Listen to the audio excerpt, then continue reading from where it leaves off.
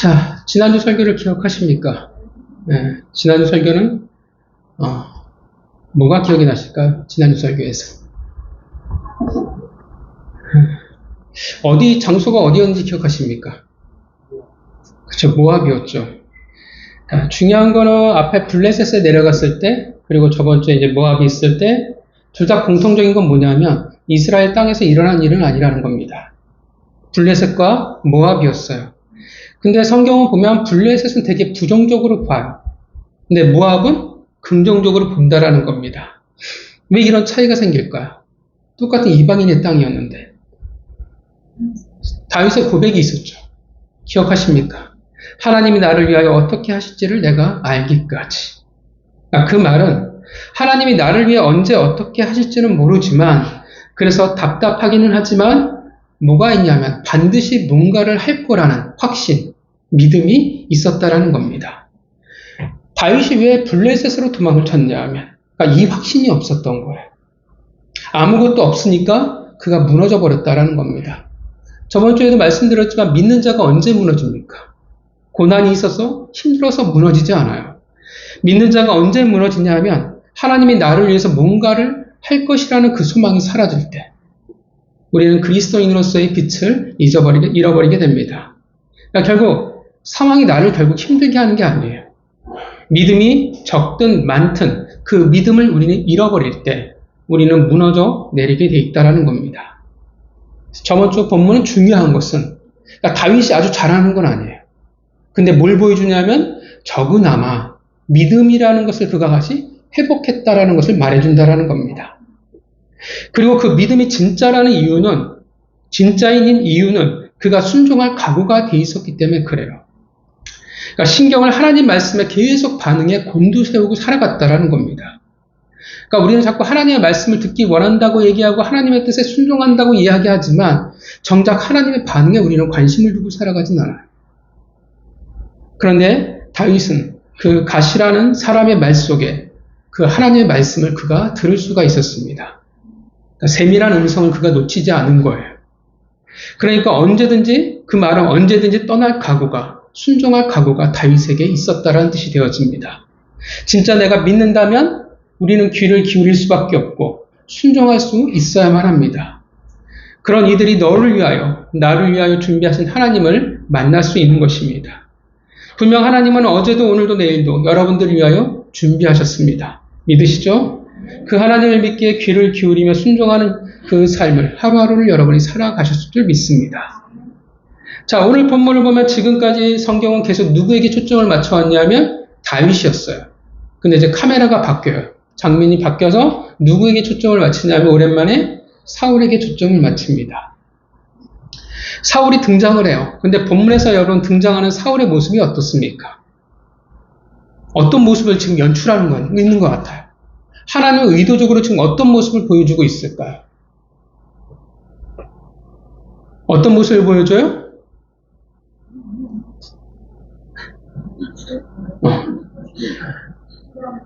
자, 꽤나 등장하는 모습이 성경이 하나님의 사울의 등장을 꽤나 멋있게 그려주고 있어요.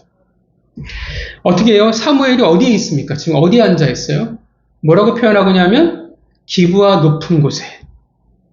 그리고 또 뭐가 있어요? 뒤에 에셀나무 아래에서. 이 나무가 에셀나무예요. 꽤나 멋있죠, 그래도. 우리나라에서는 별로 대단히 보이지 않을지 모르겠지만 아마 그쪽 중동 지역에서는 꽤나 괜찮은 멋있는 나무일 거라 생각합니다. 그 에셀나무 아래에 사울이 있는 거예요. 그리고 모든 신하들이, 부하들이 그 주위에 지금 둘러싸고 있는 겁니다. 그러니까 시작이 기브와 높은 곳에 에셀나무예요. 그러니까 뭔가 어떻게 하냐면 격이 다른 거예요. 에셀나무는 고지대에서 이스라엘 땅에서 매우 드물게 발견된다고 합니다. 그러니까 흔한 나무가 아니에요. 그래서 이스라엘 사람들은 이 나무를 매우 존귀하게 여겼다라고 합니다. 창세기 21장 33절을 보면 아브라함이 브엘세바에서 이 에셀나무를 심고 거기서 여호와의 이름을 부릅니다. 물론 이 나무가 아브라함이 심은 나무는 아니지만 그러니까 이스라엘 사람들에게서 에셀나무는 특별한 장소, 특별한 나무처럼 인식을 한다라는 겁니다. 또 사울이 어떤 모습을 그려주고 있습니까? 사울의 손에는 뭐가 있어요? 단창이 있죠.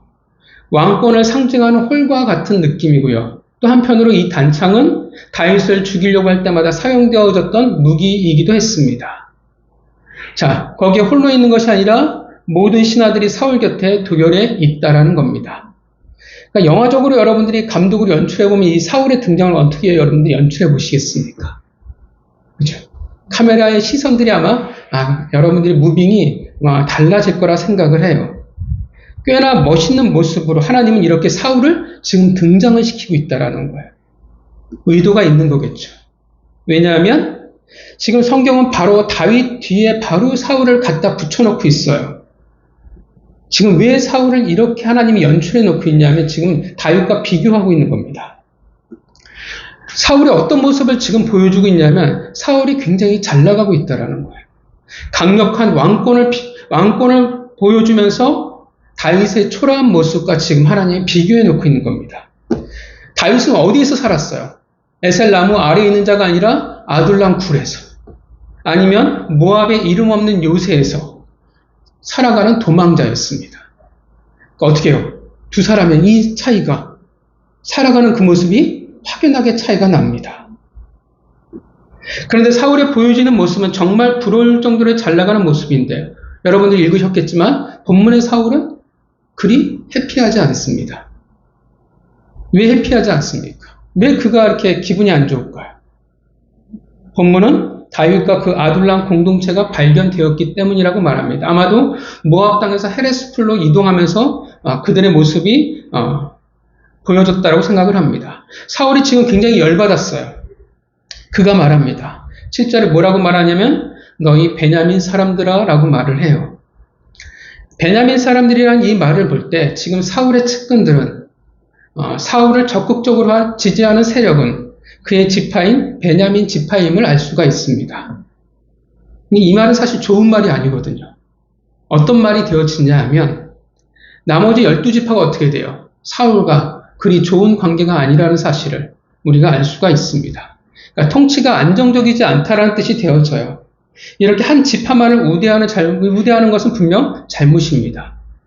네, 나중에 가면 다윗도 똑같은 잘못을 저지르죠. 다윗의 측근들은 나중에 누가 되어지냐면 유다 지파 사람들이 되어집니다.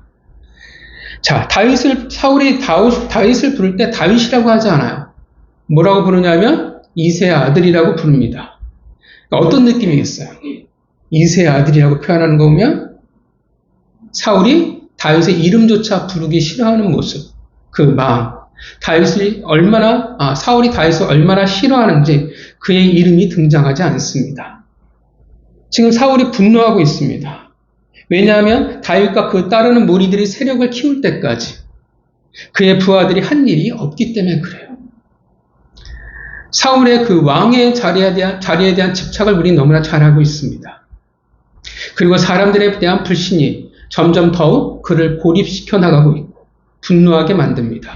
그 분노가 누구에게 쏟아지고 있냐면 그의 아들 요나단과 그의 부하들에게 쏟아집니다.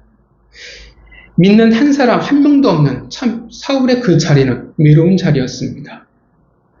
성경은 마치 모든 것을 다 가지고 있는 왕인 것처럼 묘사하고 있지만 어떻게 보면 실상 아무것도 가지고 있지 못한 왕이라고 말하고 있습니다. 그리고 그때 한 사람이 등장을 하게 됩니다. 누가 등장합니까? 에돔 사람 도액이 등장을 합니다. 그런 사울의 목자장이었습니다. 에돔은 여러분들이 잘 아시지만 야곱의 형 에서의 후손들입니다. 도액은 그냥 별 볼 일 없는 신하 중에 한 사람이 아니었습니다. 9절에 사울의 신하 중에라는 말은 이렇게 바꿀 수도 있어요. 원어에서 보면 신하 위에라고 바꿀 수 있습니다. 그럼 사울의 신하 위에라는 말을 통해 볼 때 도액은 꽤나 높은 자리, 사울의 최측근이었다라고 말할 수가 있습니다. 되게 신기해요. 뭐가 신기하냐면 사울이 하나님에게 불순종하고 하나님을 떠나버리니까 그 곁에 누가 있냐면 하나님의 사람들이 있는 것이 아니라 하나님과 상관이 없는 사람들이 그의 곁에 있게 되었습니다. 이것 또한 지금 누구와 비교하냐면 다윗과 비교하는 겁니다. 아무도 다윗에 대해서 그의 행적에 대해서 말하지 않을 때 도액이 말합니다. 9절 그 역시 다윗을 뭐라고 부르냐 하면 다윗이라고 하지 않고 이새의 아들이라고 말합니다. 그 말은 도액은 사울과 같은 시선을 가지고 다윗을 바라보고 있다라는 겁니다. 그가 제사장 아히멜렉을 고발하죠. 다윗을 위하여 하나님께 기도하고 음식을 주고 블레셋 사람 골리앗의 칼을 주었다라고 고발합니다. 사울이 분노합니다. 아히멜렉과 대제사장인 아히멜렉과 제사장들을 모두 소집합니다. 그러니까 사울 입장에서 보면 되게 큰 일이에요. 왜 큰 일이냐면 사무엘을 필두로 한 선지자들이 누구를 지지하냐면 다윗을 지지합니다. 그래서 누구를 보냈어요? 다윗에게 선지자 갓을 보냈죠.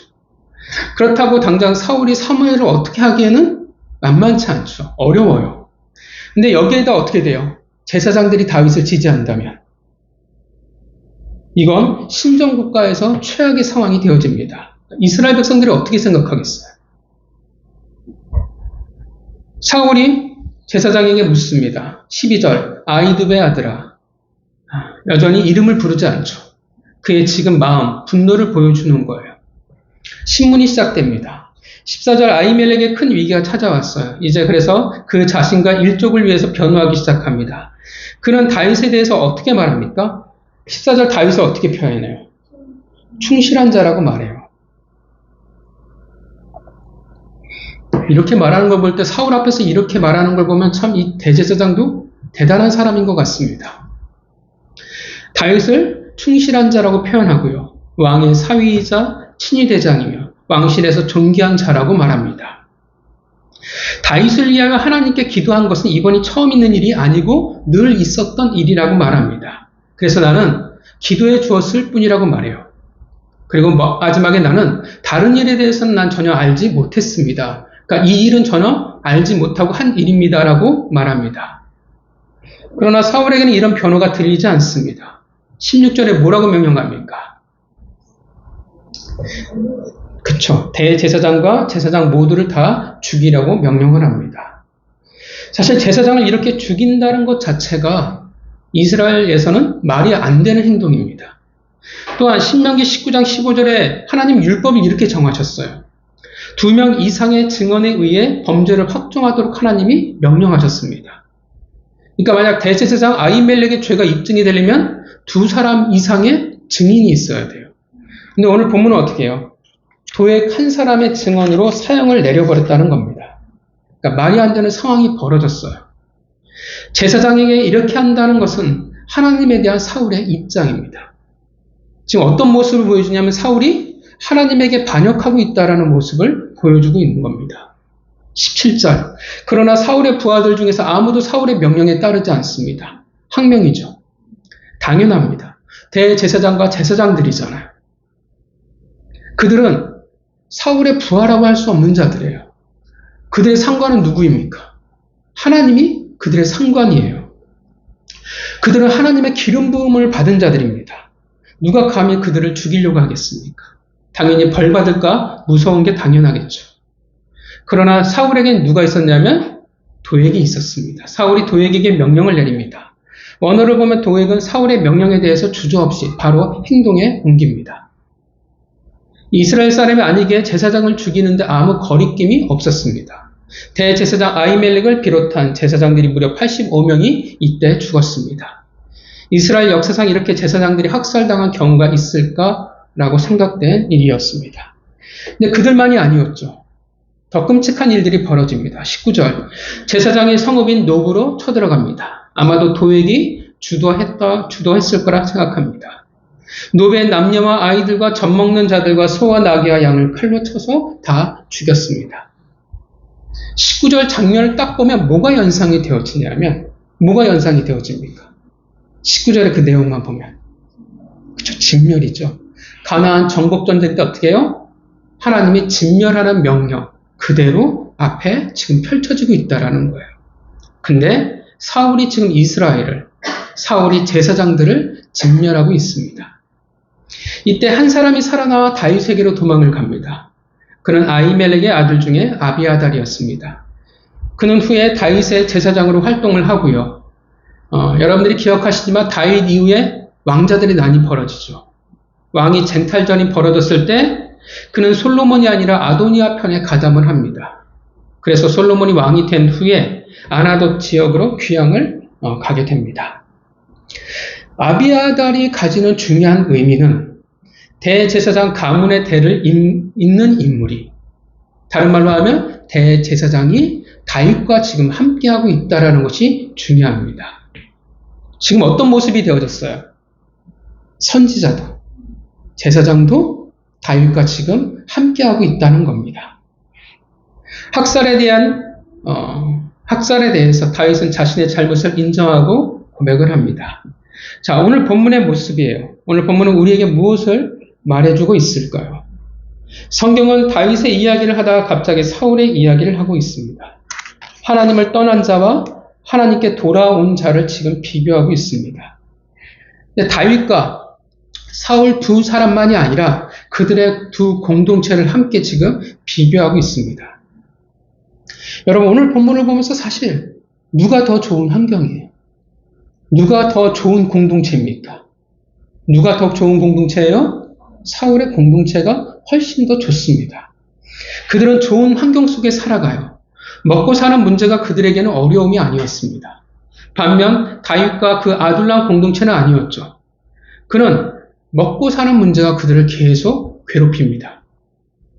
사울의 공동체는 안전한 궁전에서 살아가지만, 사울은 왕이여 힘의 정점에 서 있지만, 반면 아둘람 공동체의 리더였던 다윗은 여전히 도망자였으며, 아둘람 환난당하고 빚지고 원통한 자들이 그냥 모여 있었을 뿐입니다. 분명 이 두 공동체를 비교하면 극과 극이에요.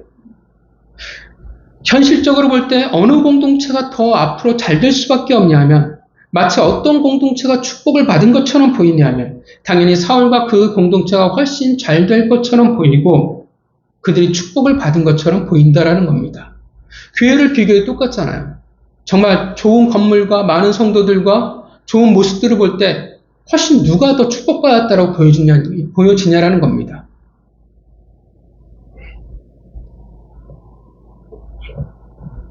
사울의 공동체는 좋은 환경 속에서 권력을 마음껏 가지고 살아갈 수 있었습니다. 본문이 그 현실을 그림으로 잘 보여주는 거예요. 기부와 높은 곳에 에셀나무, 폼나게 단창, 왕의 홀을 들고 있는 모습, 화려한 옷과 갑옷을 입은 사람들이 사울의 주변에 가득합니다. 많은 부하들이, 용사들이 사울 곁을 지키고 있습니다.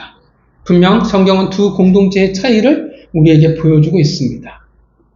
더 나은 삶을 살아가고 더 나은 환경을 가지고 있고 부러워할 만한 모든 것을 가지고 있지만, 그런데 성경은 그것에 주목하고 있지는 않습니다. 사울의 공동체는 분명 화려하고 강하지만 더 나은 삶을 살아가는 곳이지만 정작 사울은 그렇게 말하지 않는다라는 거예요. 여러분, 사울이 뭐라고 말하고 있을까요? 8절 볼까요? 8절을 읽어보겠습니다. 시작. 너희가 다 공부하여 나를 대적하며 내 아들이 이새의 아들과 맹약하였으되 내게 고발하는 자가 하나도 없고 나를 위하여 슬퍼하거나 내 아들이 내 시간을 선포하여 오늘이라고 매복하였다가 나를 치려하는 것을 내게 알리는 자가 하나도 없도다 하니.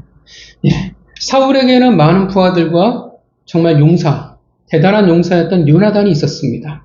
근데 8절에 반복되는 말이 있죠. 뭐가 반복이 돼요?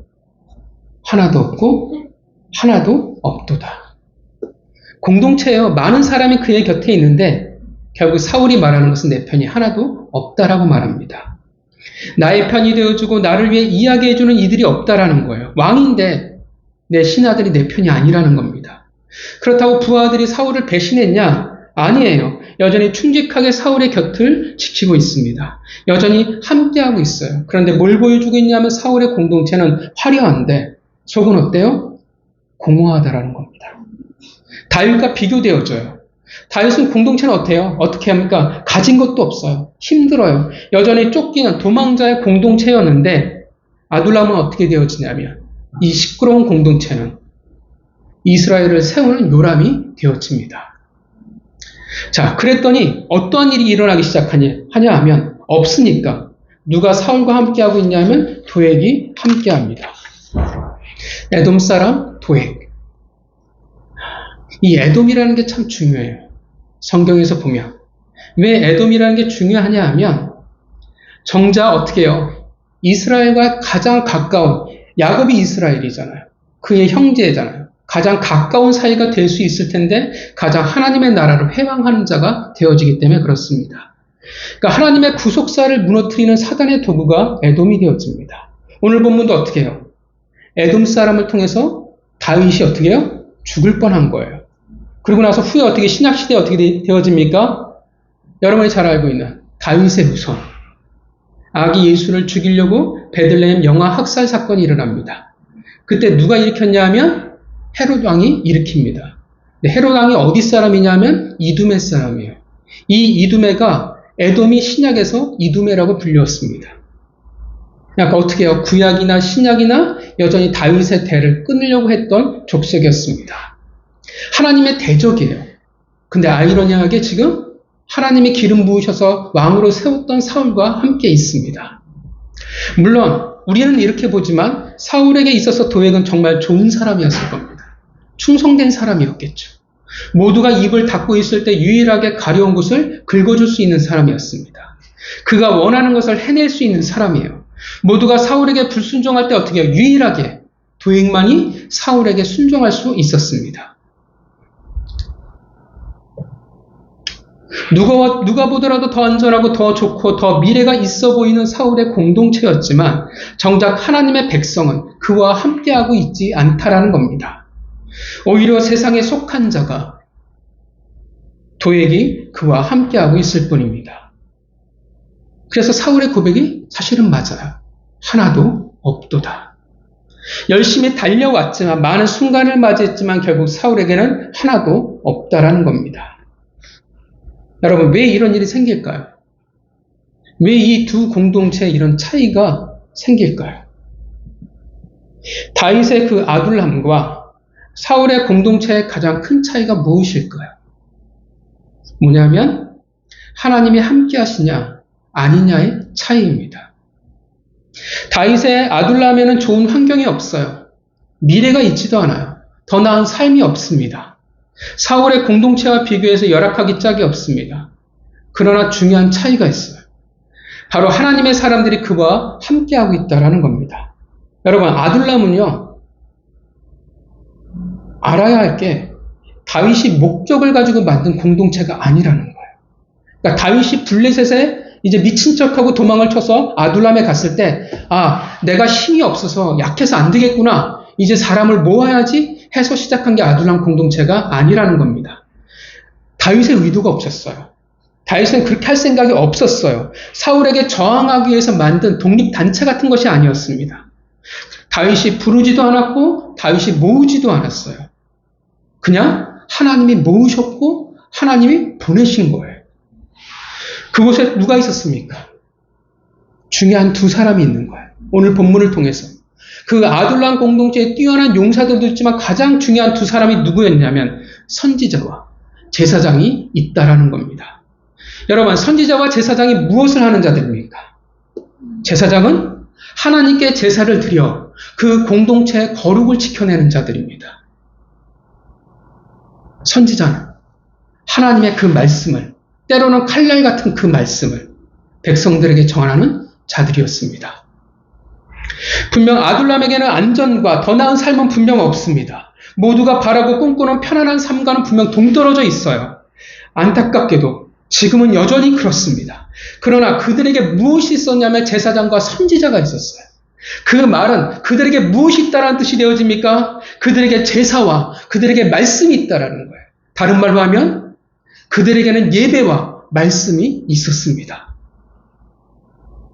또한 제사장은 뭘 가지고 있어요? 우림과 둠밈이 있었어요. 하나님의 뜻을 헤아릴 수 있는 도구를 가지고 있었다라는 것입니다. 예배와 말씀, 무엇을 말해주냐면 명확히 그곳에는 하나님과의 거룩한 관계가 있다라는 사실을 지금 본문이 보여주고 있다라는 겁니다. 그 증거인 거예요. 하나님이 아둘람과 함께하고 있다라는 증거라는 겁니다. 이것을 하나님이 인정하십니다. 오늘 본문에서 대제사장 아히멜렉과 사울의 대화가 있어요. 이 대화를 통해 하나님이 말씀하십니다. 사울에게 있어서 다윗은 분명 반역자입니다.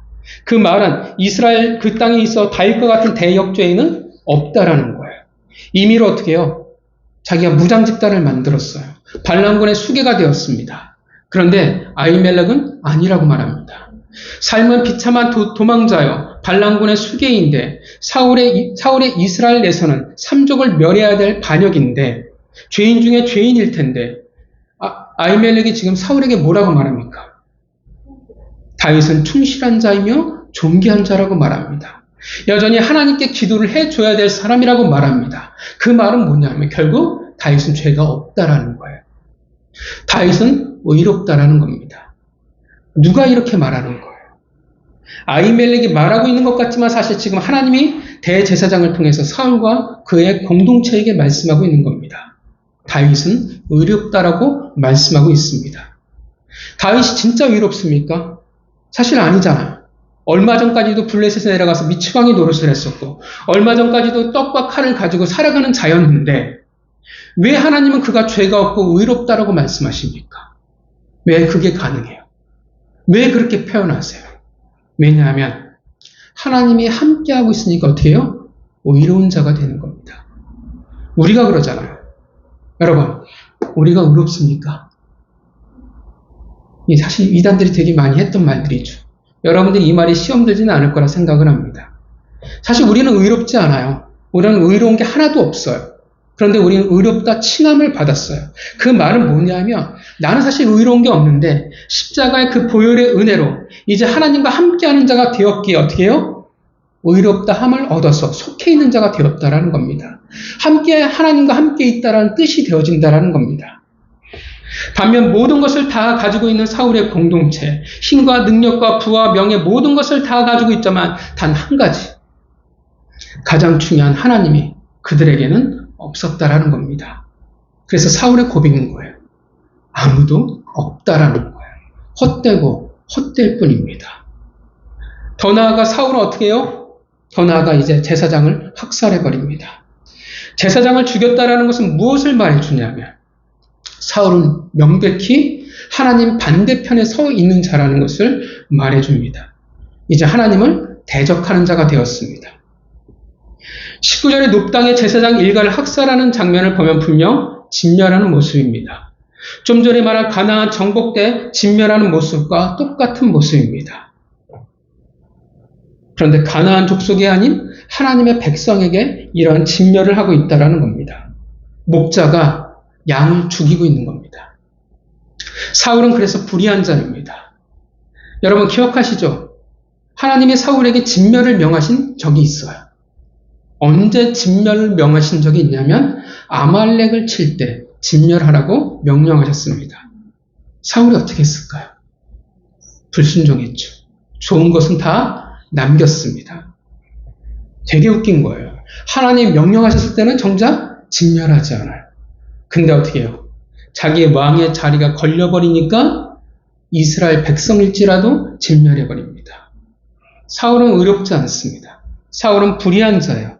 그는 하나님의 거룩한 공동체를 파괴하는 자들입니다. 그러니까 성경은 사울이 우리가 처음부터 봤잖아요. 사울의 부르심부터 처음에 되게 좋았던 모습 그 모습이 어떻게 달라져 가고 있는지를 성경이 계속 우리에게 보여줘요. 다윗도 불순종했어요. 근데 돌아왔어요. 그리고 순종을 합니다. 그래서 공동체를 만들어가고 세워나갑니다. 수많은 우여곡절을 앞으로도 겪어나가겠지만 분명 그는 하나님의 나라를 만들어갑니다. 반면 사울은 그렇지 못해요. 성경은 불순종하는 자가 어떻게 되어지는지 그 모습을 달라져가는 모습을 보여주는 거예요. 처음에 그냥 단지 선지자 사무엘의 말씀을 불순종했을 뿐인데 그 불순종이 점점 어떻게 되어지냐면 공동체를 파괴하는 자로 바뀌어져 가게 된다는 겁니다. 다윗은 하나님이 함께 하세요. 그래서 의롭습니다.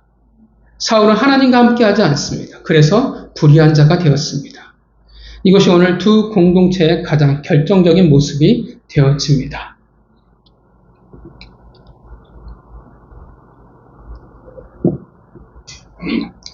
여러분, 오늘 비교를 통해서 보여주는 것은 이 극명한 대비를 통해서 보여주는 것은 누가 보더라도 부럽고 잘나가는 공동체와 그러지 못한 공동체를 보여주는 것. 이 모습을 통해서 하나님이 함께 하지 않냐의 차이를 지금 보여주고 있는 겁니다. 성도 여러분, 나와 하나님이 함께하고 계신다는 것을 여러분들은 믿으십니까? 무엇이 그 증표일까요? 뭐로 증거하시겠습니까? 더 중요한 것은 본문은 앞서 말씀드렸지만 개인을 비교하지 않아요. 공동체를 비교하고 있습니다. 그렇다면 이 질문이 더 중요해요. 공동체에 하나님이 함께 하신다는 증거는 과연 무엇일까? 여러분 뭐라고 생각하십니까?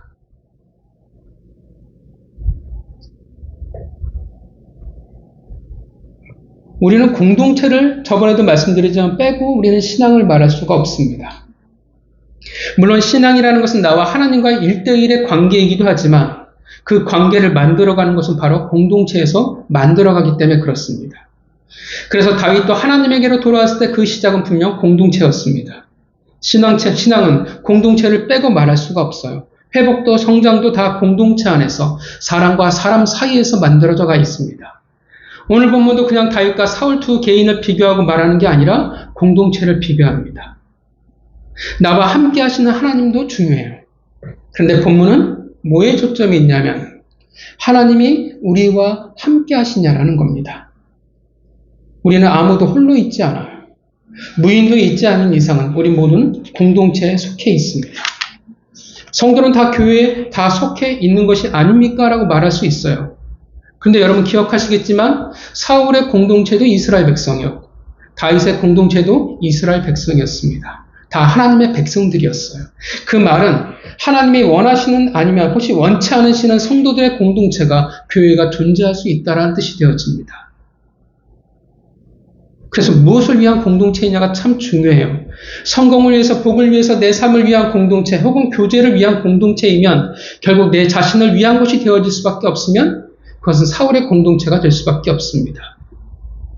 자, 다시 한번 질문하겠습니다. 공동체에 무엇이 가장 중요할까요? 하나님이 함께 하시는 공동체란 어떤 공동체를 말할까요? 세상이 말하는 형통하고 어려움 있고 성공을 부여하고 있는 곳이면 참 좋기는 한데 그거보다 더 중요한 것이 있다라고 말합니다. 뭘까요? 우리 교회가 하나님과 함께하고 있을까요? 안 할까요? 별로 말씀 안 하시는데? 이러면 제가 서글퍼지는데? 뭘까요, 여러분?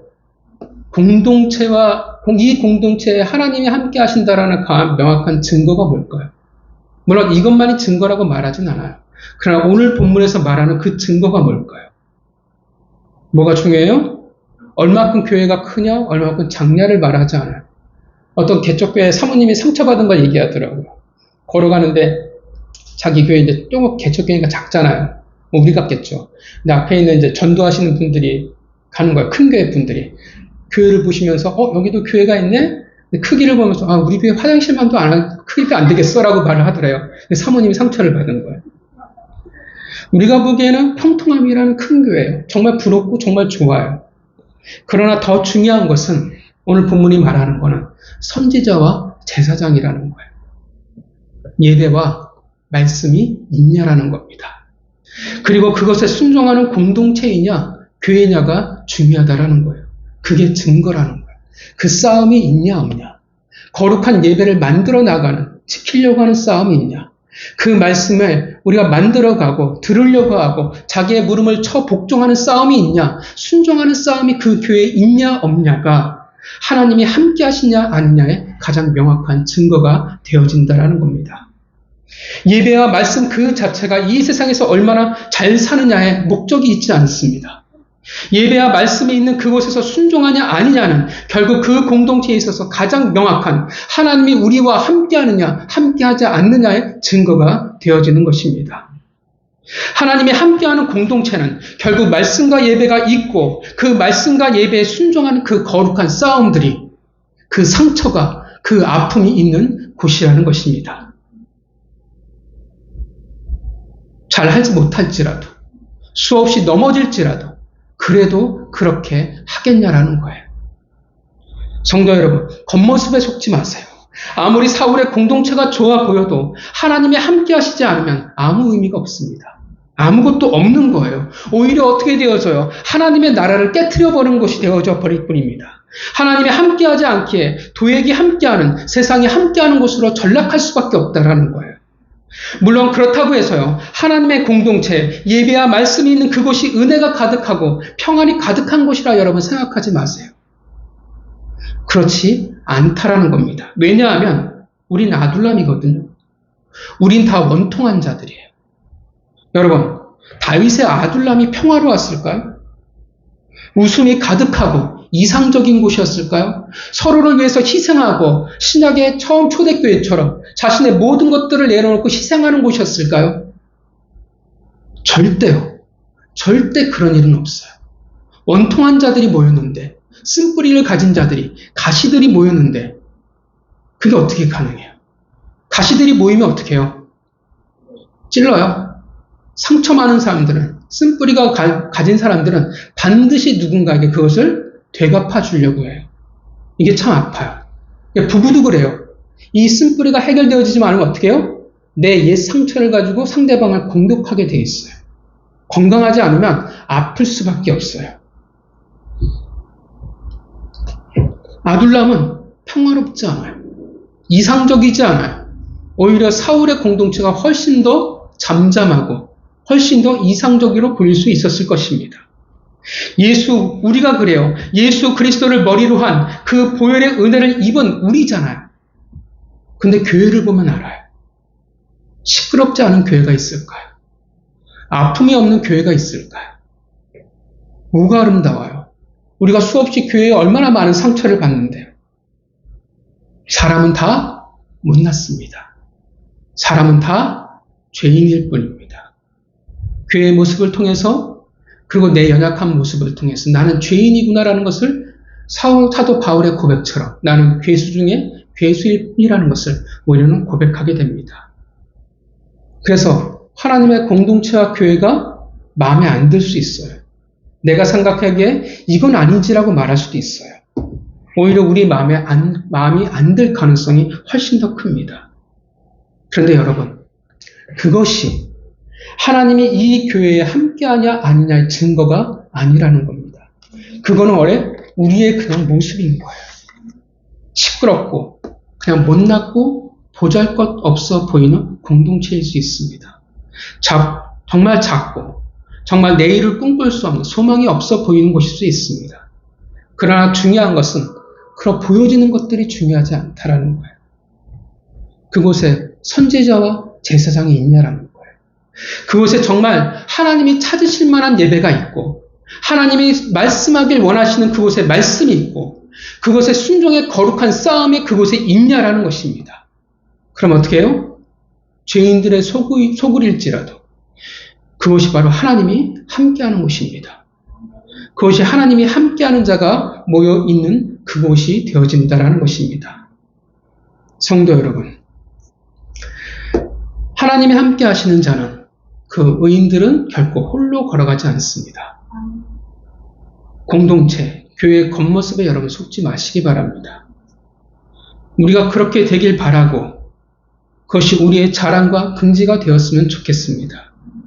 우리는 여전히 연약하고 우리는 많은 꿈들을 꾸기엔 턱없이 부족합니다. 그러나 하나님의 예배와 말씀이, 그 순종이 이곳에 가득하길 바랍니다. 우리의 모습이 아둘람과 같지 않겠습니까? 우리는 아둘람입니다. 우리의 본질은 여전히 원통함입니다. 여전히 연약하고 속상하고 우리는 힘들지만 하나님의 말씀과 예배에 순종하는 공동체가 되어지기를 바랍니다. 그렇게 하나님이 함께 하시고 기뻐하시는 교회가 되어지기를 바랍니다. 언젠가 우리가 또 하나님 앞에 돌아가잖아요. 무엇으로 평가를 받고 무엇으로 이야기를 할까요? 하나님, 제가 돈을 많이 벌어서 아파트를 크게 샀습니다가 하나님 앞에 자랑이 될까요? 무엇을 이야기하시겠습니까? 적어도 힘들어도 아팠어도 하나님이 함께 하시는 교회를 만들어가기 위해서 제가 수고했습니다. 하나님 말씀하신 대로 그리스도를 머리로 한 공동체를 세우기 위해서 제가 피를 뿌렸습니다. 당당하게 말할 수 있어야 되지 않겠습니까? 하나님과 함께하는 우리가 되어지기를 바랍니다. 하나님과 함께하는 교회가 되기를 바랍니다. 그렇게 여러분, 하나님의 말씀과 예배에 순종하는 우리 교회가 되어지기를 주님의 이름으로 축원합니다. 기도하겠습니다.